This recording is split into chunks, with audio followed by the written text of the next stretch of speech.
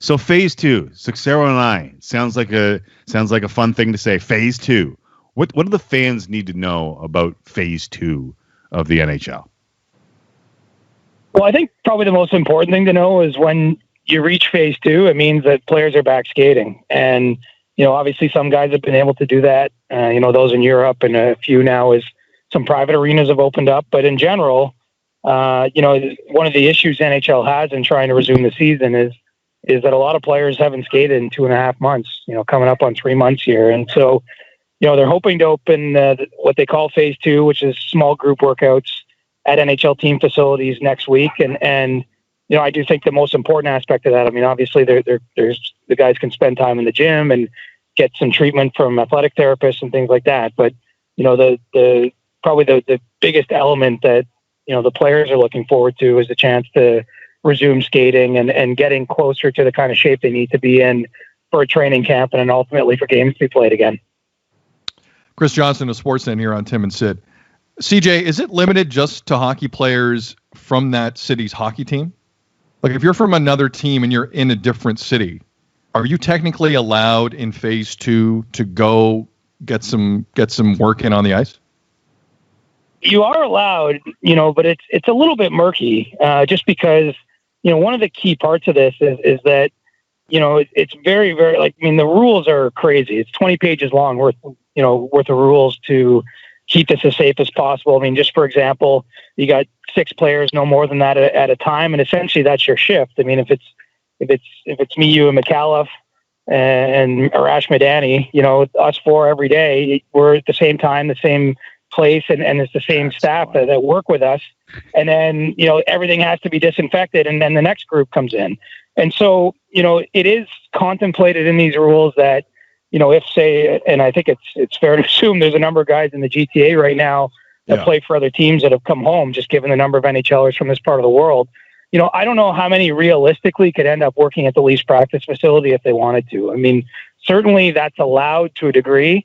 But there's sort of an important asterisk there, and that's as staff allows. And I think one of the issues is, the NHL's really gone to great lengths to try to control any potential outbreaks. And that's why you have to stay in your group of players. And there's a strength coach for this group and a different strength coach for that group. And so, with so many people from this part of the world that play in the NHL, I don't know how many of them, at the end of the day, either will want to go to a practice rink of a team they don't play for, and who would be able to. But, certainly that's part of this. I think that, the league isn't trying to make everyone rush back to their city, and all these workouts are voluntary. But, I think that there's a lot that's still to be worked out, even now that they have the rules, in terms of how that all works and how many guys that might be in the GTA right now that want to use the Leafs facility.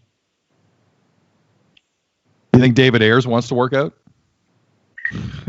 I hope he's been working out. Actually, it's funny you mentioned that, though. One of the issues is if we get the season up and running again, there's been some debate about how many goalies teams will bring, and we've heard talk about 30-team rosters. I think that there's a push to bring 4 goalies per team to that scenario, because you don't have to stretch your mind too much. Some teams could play 5 rounds. From the play-in round and all the way to the Stanley Cup final. And I think it's fair to assume we'll get more injuries after this kind of layoff. And if you lose one goalie and you only have 2 others, we might be getting David Ayres in a meaningful game to come during this. And so, we do need some extra goaltenders around. So I hope David's ready. Chris Johnston joining us here on Tim and Sid. A lot of my friends are just giving me the old, when are they going to play? Just tell me when they're going to play. What are the next steps that need to happen for us to be able to entertain that when our friends ask us that? Well, I think that the easy answer to give them is best case scenario by the end of July.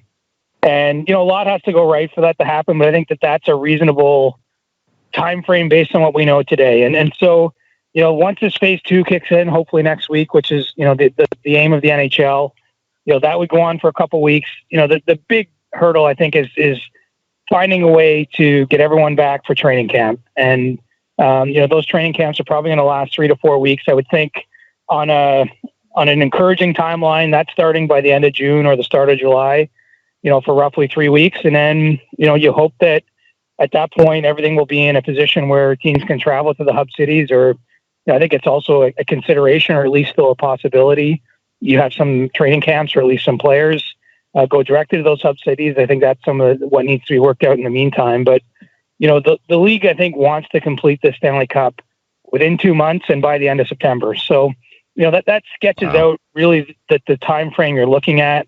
I mean, there's a few things to consider here. I mean, part of it is the impact on next season. We know that they want to play a full year next year and feel that they need to start by December to do so. But I think, a secondary concern or something that the league is mindful of is a possibility of a second wave of the virus coming back and changing the conditions yet again. And I'm certainly no medical expert, but it seems as though if that's going to happen, it's probably going to come in the fall. And so, I think the league recognizes there's a window to get this tournament in, likely through most of August and into September. And if things go well, maybe even start it before the end of July. But, a lot has to happen between then and now for that time frame to come into view. And, 2 weeks from now, we could have a conversation that may no longer be possible. But I think based on what we know today, and if your buddies are asking, tell them to take the next month and a half to chill out, and hopefully by the end of July, they'll be indoors watching hockey games again.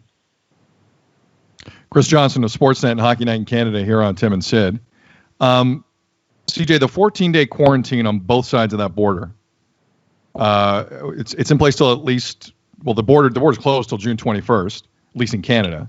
Is there any talk of the league reaching out to the Prime Minister or the Prime Minister's office and requesting some leniency? I'm not saying I agree with or disagree with. I'm just saying, do you believe that conversation has happened between the two sides?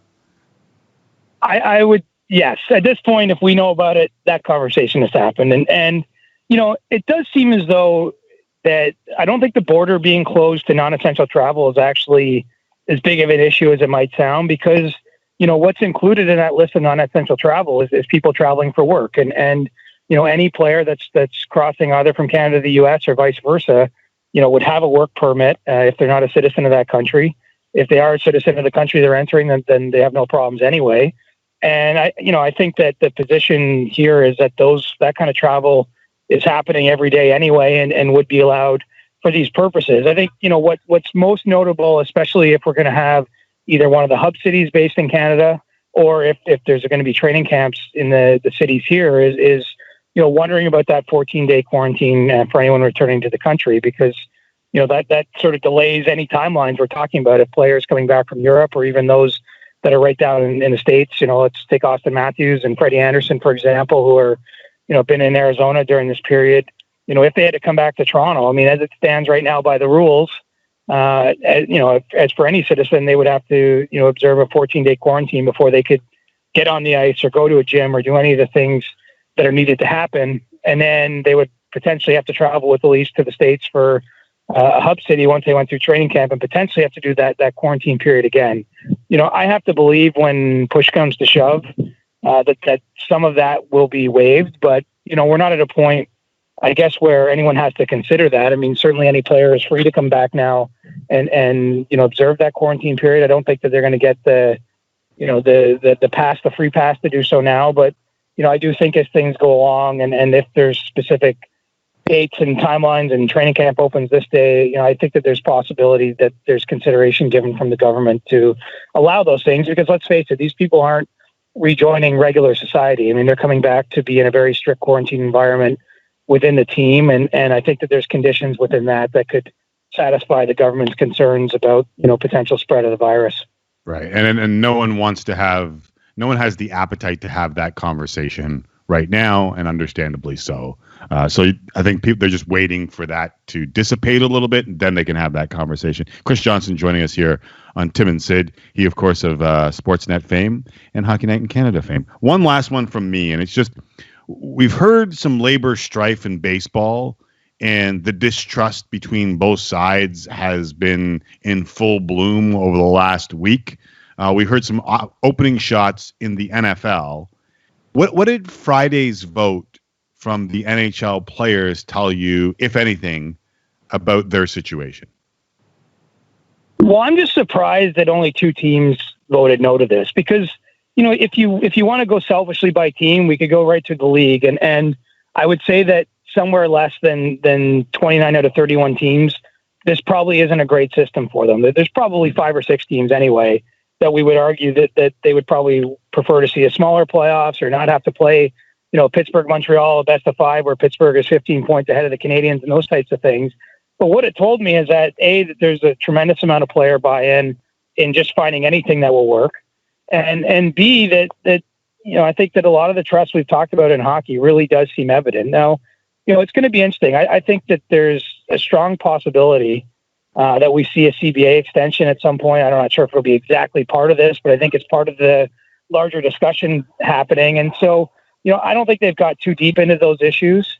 I'm sure they've discussed them conceptually, but I don't know if it will continue right through the CBA bargaining period, which is, kind of what seems like baseball is almost engaged in with the owners pushing for something that looks like a salary cap from the outside. And I understand why the players have pushed back against that as the one North American professional sports league that isn't subject to a cap. But, basically everything has been pure harmony, I think, within hockey circles. Even any of the debate amongst players about the 2014 return to play format, both teams, Carolina and Tampa, their PA rep has come out since and said, don't misconstrue this as us not wanting to play.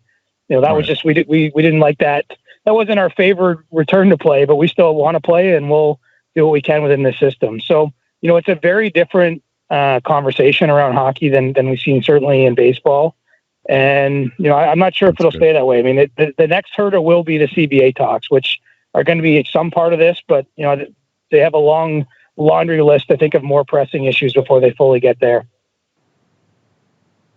Fair enough. CJ, we appreciate you, brother. Thank you for doing this. And I feel like we're heading in a specific direction. I feel like we're getting there. I've been a bit cynical, but I'm feeling a little bit optimistic.